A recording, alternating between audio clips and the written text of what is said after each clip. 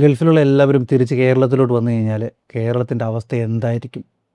ഹബീബി come to my channel. ശരിക്കും എന്താണ് ഇപ്പോൾ മിഡിൽ ഈസ്റ്റിൽ നടന്നുകൊണ്ടിരിക്കുന്നതെന്ന് ചോദിച്ചു കഴിഞ്ഞാൽ, ശരിക്കും പാനിക് ആവേണ്ട സാഹചര്യം ഉണ്ടോ എന്ന് ചോദിച്ചാൽ പാനിക് ആവേണ്ടതില്ല, എന്നാൽ പാനിക് ആവണം. കാര്യം ഈ ഒരു യുദ്ധത്തിൻ്റെ വാർത്തകളും കാര്യങ്ങളൊക്കെ നമ്മളെല്ലാവരും കണ്ടതാണ്. അതിൻ്റെ ആഫ്റ്റർ എഫക്ട്സ് എന്താണെന്ന് ഞാൻ കഴിഞ്ഞ വീഡിയോയിൽ ഞാൻ പറഞ്ഞായിരുന്നു, എക്സാക്റ്റ് എന്താണ് സംഭവിച്ചുകൊണ്ടിരിക്കുന്നത്. പക്ഷെ ഇപ്പം റീസെൻ്റ്ലി വീണ്ടും ഈ ഒരു വാറിൻ്റെ ഒരു തുടക്കം, അല്ലെങ്കിൽ വീണ്ടും വാർ സ്റ്റാർട്ട് ചെയ്യുന്നു എന്നുള്ളൊരു വാർത്തകൾ വരുന്നു. അതിനിടയ്ക്ക് 1-2 പ്രാവശ്യം മിഡിൽ ഈസ്റ്റിൽ, എസ്പെഷ്യലി ദുബായിൽ അല്ലെങ്കിൽ UAE അറ്റാക്കുകൾ ഉണ്ടായിട്ടുണ്ട്. അപ്പോൾ ഇതിൻ്റെ ഒരു ആഫ്റ്റർ എഫക്ട്സ് ആയിട്ട് അല്ലെങ്കിൽ ഹാങ് ഓവറായിട്ട് ശരിക്കും പറഞ്ഞാൽ കമ്പനികളിലൊക്കെ ലേ ഓഫുകൾ വീണ്ടും കൂടുതൽ ലേ ഓഫിലേക്ക് കമ്പനികൾ ഫോഴ്സ്ഫുള്ളി എത്തുന്നൊരവസ്ഥയാണ്. അതുപോലെ തന്നെ സ്മോൾ സ്കെയിൽ ബിസിനസ്സുകളെല്ലാം തന്നെ അവരെ ഷട്ട് ഡൗൺ ചെയ്യേണ്ട ഒരു സാഹചര്യത്തിലോട്ട് വന്നു. കാര്യം ശമ്പളം കൊടുക്കാൻ പറ്റാത്തൊരവസ്ഥയിലോട്ട് പോകുന്നു. ബിസിനസ്സുകൾ നടക്കുന്നില്ല. എസ്പെഷ്യലി പറഞ്ഞു കഴിഞ്ഞാൽ ഇവൻറ്റ് കമ്പനികൾ, ടൂറിസം കമ്പനികൾ, ഹോസ്പിറ്റാലിറ്റി മേഖലയെ, ഈ മേഖലയിലൊക്കെ വീണ്ടും ഒരു വലിയൊരു അടിയാണ് കിട്ടിയിരിക്കുന്നത്. ഇനി ഇത് മുന്നോട്ട് പോയാൽ വീണ്ടും ഒരു വലിയൊരു വാറിലോട്ട് വന്നാൽ ഒരു പക്ഷെങ്കിൽ മിഡിൽ ഈസ്റ്റ് അല്ലെങ്കിൽ UAE അല്ലെങ്കിൽ ദുബായ് എന്നുള്ളൊരു സ്വപ്നം നമ്മൾ മലയാളികൾക്ക് ഇല്ലാതാവുന്ന ഒരു അവസ്ഥയിലോട്ട് കാര്യങ്ങൾ എത്തിപ്പെടാം. അങ്ങനെ ഉണ്ടാവാതിരിക്കട്ടെ.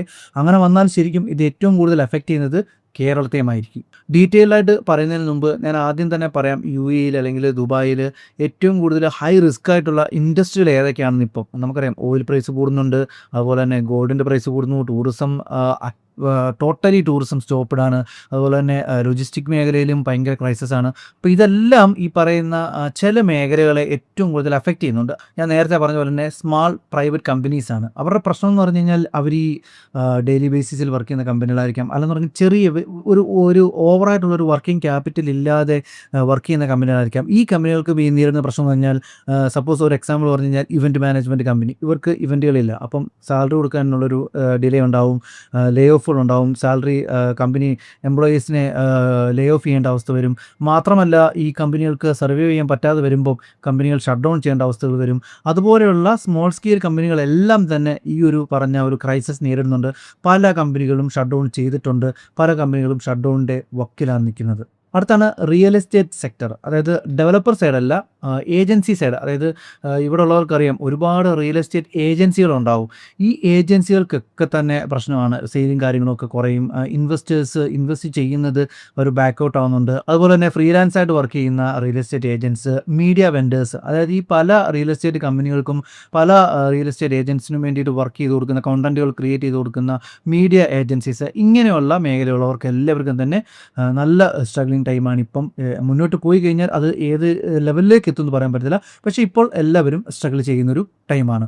അടുത്താണ് ടൂറിസം. ഞാൻ നേരത്തെ പറഞ്ഞ പോലെ തന്നെ ടൂറിസം ഡിപ്പാർട്ട്മെൻറ്റ്, അതായത് ടൂറിസം മേഖലയിൽ വർക്ക് ചെയ്യുന്ന ഹോട്ടലുകളായിക്കോട്ടെ, ട്രാവൽ ഏജൻസി കമ്പനികളായിക്കോട്ടെ, ഹോസ്പിറ്റാലിറ്റിയിൽ അല്ലെങ്കിൽ ഏവിയേഷൻ സപ്പോർട്ട്, ഇങ്ങനെയൊക്കെ വർക്ക് ചെയ്യുന്ന ഈ ഒരു മേഖലയിലുള്ള ആളുകൾക്കൊക്കെ തന്നെ പ്രശ്നമാണ്. UAE ഏറ്റവും വലിയൊരു ഇൻകം സോഴ്സിൽ ഒന്നാണ് ടൂറിസം എന്ന് പറയുന്നത്.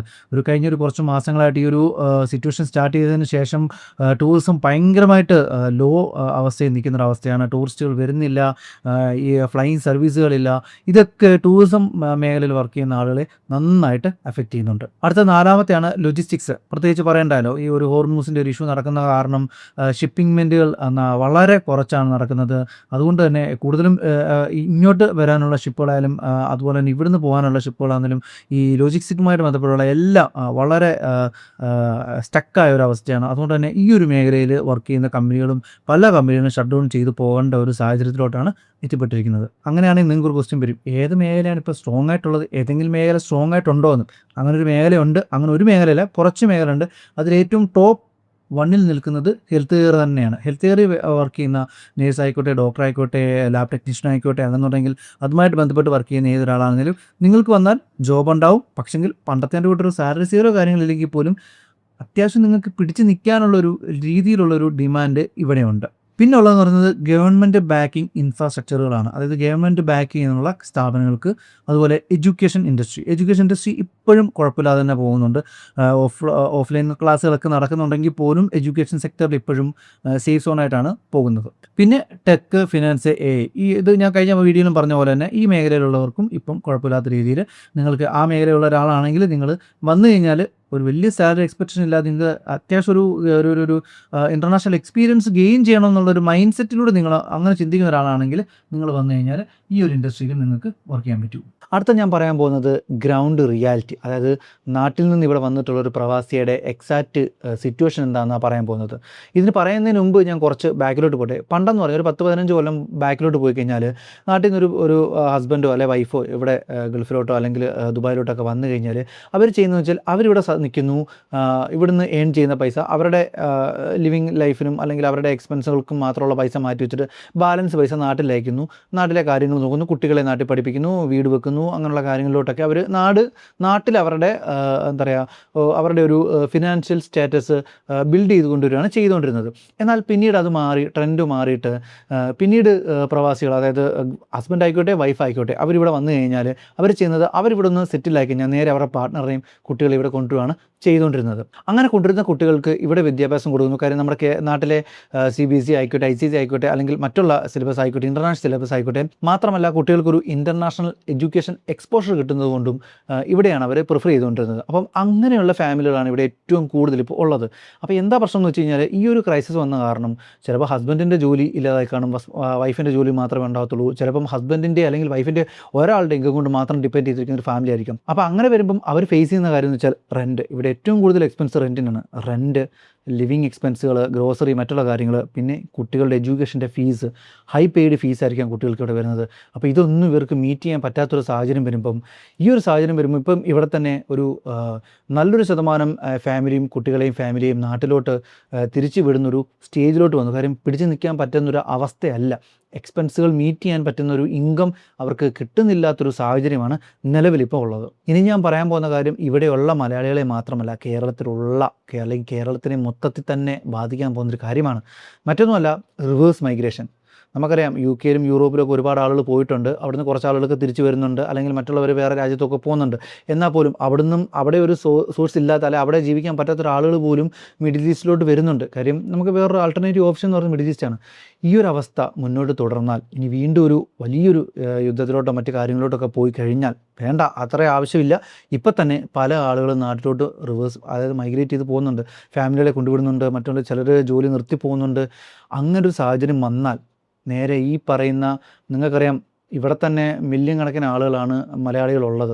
ഓൾ ഓവർ മിഡിൽ ഈസ്റ്റിൽ ഒരുപാട് കേരളത്തിൻ്റെ ഒരു സമ്പദ് വ്യവസ്ഥയുടെ ഒരു നല്ലൊരു ശതമാനം തന്നെ ഇവിടുന്ന് വരുന്ന ഫണ്ടാണ്. ഈ ഒരു ആളുകൾ മൊത്തം ഒരു യുദ്ധം ഉണ്ടായാൽ അല്ലെങ്കിൽ മറ്റൊരു അവസ്ഥയിലോട്ട് പോയാൽ നമ്മുടെ മലയാളികൾ മൊത്തം തിരിച്ച് കേരളത്തിലോട്ട് വരേണ്ട ഒരു അവസ്ഥ എത്തിയാൽ കേരളത്തിൻ്റെ സമ്പദ് വ്യവസ്ഥയെ പിടിച്ചു കുലുക്കുന്നൊരവസ്ഥയായിരിക്കും. മാത്രമല്ല തൊഴിലില്ലായ്മ ഏറ്റവും കൂടുതൽ പിന്നീട് ഫേസ് ചെയ്യേണ്ടത് കേരളമായിരിക്കും. ഈ ഒരു സാഹചര്യം ഇങ്ങനെ മുന്നോട്ട് പോയാൽ, അല്ലെങ്കിൽ ഇതിൽ മോശപ്പെട്ടൊരവസ്ഥയിലോട്ട് പോയാൽ ഉറപ്പായും നമുക്ക് റിവേഴ്സ് മൈഗ്രേഷൻ എക്സ്പെക്റ്റ് ചെയ്യാം. കേരളത്തിലേക്ക് ആളുകൾ തിരിച്ചു വരുന്ന ഒരു പലായനം തന്നെ ഉണ്ടാകാം. അങ്ങനെ വന്നാൽ അധികാരത്തിൽ വന്ന VD സതീശൻ UDF സർക്കാർ ഏറ്റവും കൂടുതലായിട്ടും ഫേസ് ചെയ്യേണ്ട ഏറ്റവും വലിയ ചലഞ്ചിങ് സിറ്റുവേഷൻ ആയിരിക്കും അത്. കാര്യം ഇത്രയും ആളുകൾ നാട്ടിലോട്ട് തിരിച്ചു വന്നാലത്തെ അവസ്ഥ ഒന്ന് ആലോചിച്ച് നോക്കി. ഇവർക്കുള്ള ജോലി എന്ത് ചെയ്യും ആളുകൾ? ഇപ്പം തന്നെ നാട്ടിലുള്ളവർക്ക് ജോലിയില്ലാതെ ആളുകൾ പുറത്തോട്ട് പോകുന്നൊരവസ്ഥയിൽ തിരിച്ച് നാട്ടിലോട്ട് വന്നാൽ ഇത്രയും ആളുകൾ കൂടി വരുമ്പം ആർക്കൊക്കെ ജോലി കൊടുക്കും? നാട്ടിലുള്ളവർക്ക് ജോലി കൊടുക്കുമോ, തിരിച്ച് വരുന്നവർക്ക് ജോലി കൊടുക്കുമോ? ഇനി ഒരു ബിസിനസ് തുടങ്ങാൻ പോയി കഴിഞ്ഞാൽ ഈ വരുന്ന ആളുകൾ മൊത്തം ഒരു ബിസിനസ് തുടങ്ങിക്കഴിഞ്ഞാൽ എവിടുന്ന്? പിന്നെ ഈ ബിസിനസ്സിൻ്റെ എല്ലാം നമ്മുടെ ഏതൊരു കാര്യത്തിൻ്റെയും മൂലധനം എന്ന് പറയുന്നത് ഓയിലാണ്. ഈ ഓയിലിൻ്റെ അവസ്ഥ വളരെ മോശമായിട്ടൊരു ഓയിൽ കിട്ടാത്തൊരവസ്ഥയിലോട്ട് വന്നാൽ ലോകത്തിലെ ഏറ്റവും കൂടുതൽ ഓയിൽ കൺസ്യൂം ചെയ്യുന്ന രാജ്യങ്ങളൊന്നാണ് ഇന്ത്യ എന്ന് പറയുന്നത്. ഈ ഇന്ത്യയിലേക്ക് ഓയിലിൻ്റെ ഒരു ഷോർട്ടേജ് വന്നു കഴിഞ്ഞാൽ ഈവൻ നമ്മുടെ അടുക്കളയിലേക്ക് വരുന്ന പച്ചക്കറി ഉൾപ്പെടെയുള്ള എല്ലാ സാധനങ്ങളും ഓയിലിനെ ഡിപ്പെൻഡ് ചെയ്തിരിക്കും. അങ്ങനെ ഒരു സാഹചര്യം വന്നാൽ ഗൾഫിൽ നിന്നുള്ള ആളുകൾ കൂടി അങ്ങോട്ട് വന്നു കഴിയുമ്പം എന്തായിരിക്കും അവസ്ഥ എന്ന് ആലോചിച്ച്. പിന്നെ മാത്രമല്ല, പ്രവാസികളെല്ലാം കൂടെ നാട്ടിലോട്ട് വന്നു കഴിഞ്ഞാൽ സംഭവിക്കുന്നത് ഹൗസിങ്ങുകൾ കൺസ്ട്രക്ഷൻ ഇല്ലാതാവും. അതായത് ഇവിടെ ഇപ്പം നിൽക്കുന്ന ആളുകൾ തന്നെ നാട്ടിൽ വീടും കാര്യങ്ങളൊക്കെ ബിൽഡ് ചെയ്ത് അങ്ങനെ പോകുന്നൊരു സാഹചര്യമാണ്. അതില്ലാതാവും. ലാൻഡ് പർച്ചേസുകൾ, NRI വന്നിട്ട് ലാൻഡ് പർച്ചേസ് ചെയ്യുന്ന ഇല്ലാതാവും. ലക്ഷറി സ്പെൻഡിങ്, അതായത് ഒരു NRI നാട്ടിലോട്ടൊരു മാസത്തെ ലീവിന് വന്നു കഴിഞ്ഞാൽ അവൻ ചുരുങ്ങിയത് ഏറ്റവും കുറഞ്ഞതൊരു 1 ലക്ഷം മുതൽ 5 ലക്ഷത്തിനുള്ളിൽ സ്പെൻഡ് ചെയ്യുന്നവനാണ്. അത് അവരുടെ ഒരു ഡിപ്പെൻഡ് അനുസരിച്ചാണ് ഞാൻ പറയുന്നത്. ചുരുങ്ങിയതൊരു നോർമൽ ആവറേജ് പ്രവാസി നാട്ടിലേക്ക് ഒരു മാസം വെക്കേഷൻ വന്നാൽ അവനൊരു മാസം വെക്കേഷൻ കഴിഞ്ഞ് തിരിച്ച് പോരുമ്പം 1 ലക്ഷം ഏറ്റവും കുറഞ്ഞത് സ്പെൻഡ് ചെയ്യും. അത് ഗ്രാഫ് അനുസരിച്ച് കൂടും. ഇതിനെക്കാട്ടിലും കൂടുതൽ പേടിക്കേണ്ട ഒരു കാര്യം എന്ന് പറയുന്നത് ഗൾഫ് മണി. അതായത് നമ്മുടെ നാട്ടിലോട്ട് വരുന്ന ഗൾഫ് മണിയുടെ ഒരു അനുപാതം കുറഞ്ഞു കഴിഞ്ഞാൽ ഇത് ഏറ്റവും കൂടുതൽ അഫക്റ്റ് ചെയ്യുന്നത് നമ്മുടെ നാട്ടിലെ ബാങ്കുകളെയാണ്. അതിൻ്റെ എക്സ്ട്രീം ലെവൽ ഉദാഹരണമാണ് എൻ്റെ ജില്ലയായ പത്തനംതിട്ടയുടെ തിരുവല്ലയിലുള്ള ബാങ്കുകൾ. അതായത് കേരളത്തിലെ ഉള്ള എല്ലാ ബാങ്കുകളുടെയും ബ്രാഞ്ച് തിരുവല്ലയിലുണ്ട്. കാര്യം ഏറ്റവും കൂടുതൽ പ്രവാസികളുള്ളത് തിരുവല്ലയിലാണ്. അത് മിഡിൽ ഈസ്റ്റ് ആയിക്കോട്ടെ, യൂറോപ്പ് ആയിക്കോട്ടെ, മറ്റെവിടെ ആയിക്കോട്ടെ, ഏറ്റവും കൂടുതൽ പ്രവാസികളുള്ളത് തിരുവല്ലയിലാണ്. കാര്യം ഇവരുടെ ഫണ്ട് വരുന്നതുകൊണ്ടാണ് ഇത്രയും ബാങ്ക് ബ്രാഞ്ചുകൾ അവിടെ ഓപ്പൺ ആക്കിയിട്ടിരിക്കുന്നത്. അപ്പോൾ ഈ ഒരു ഫണ്ടിങ് നിന്നാൽ, മിഡിൽ ഈസ്റ്റിൽ നിന്ന് വരുന്നൊരു ഫണ്ടിങ് നിന്നാൽ നമ്മുടെ ബാങ്കിങ് മേഖലയിൽ തന്നെ ഏറ്റവും കൂടുതൽ ക്രൈസിസ് വരാൻ സാധ്യതയുണ്ടത്. കഴിഞ്ഞ കുറച്ച് നാളായിട്ട് നമ്മുടെ നാട്ടിൽ അഗ്രികൾച്ചർ, അതായത് ഫാമിങ് ഭയങ്കര ട്രെൻഡിങ് ആണ്. പല ആളുകളും ഫാമിങ്ങിലോട്ട് തിരിയുന്നുണ്ട്. ശരിക്കും പറഞ്ഞാൽ അവരുടെ ലൈഫിൽ അവരെടുത്ത ഏറ്റവും നല്ല തീരുമാനം തന്നെയാണത്. കാര്യം എന്നും ഏത് കാലത്തും ഫാമിങ് എപ്പോഴും നല്ലതായിരിക്കും, സ്റ്റേബിളായിരിക്കും. എന്തു വന്നാലും നമുക്ക് കഴിക്കാൻ ആഹാരം വേണം. അതിന് ഒരു ഫാർമർ ഉണ്ടാക്കണം. നമുക്ക് ഇനി തിരിച്ച് മറ്റൊരു മേഖലയിൽ പോയി കഴിഞ്ഞാൽ ക്ഷീരകർഷകർ, അതായത് നമ്മളെന്തായാലും നമ്മൾ ഡെയിലി പാലും തൈരും എല്ലാം യൂസ് ചെയ്യുന്ന ആളുകളാണ്. അപ്പം ഈ രണ്ട് മേഖലകളൊക്കെ ഏറ്റവും നല്ല സേഫായിട്ടുള്ള മേഖലയാണ്. പക്ഷെങ്കിൽ അവിടെ ഒരു പ്രശ്നമുണ്ട്.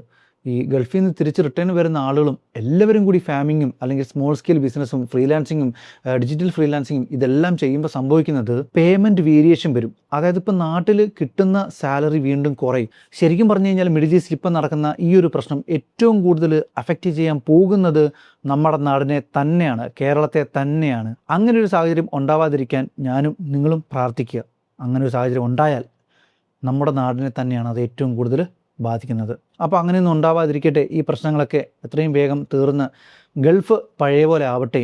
ഗൾഫിൽ നിന്ന് വരുന്ന മണി നാട്ടിൽ പഴയ പോലെ തന്നെ കിട്ടട്ടെ എന്ന് ആഗ്രഹിച്ചുകൊണ്ടും പ്രാർത്ഥിച്ചുകൊണ്ടും നിർത്തുന്നു. അപ്പോൾ വീണ്ടും അടുത്ത വീഡിയോ കാണാം. അതുവരേക്കും മസലാമ.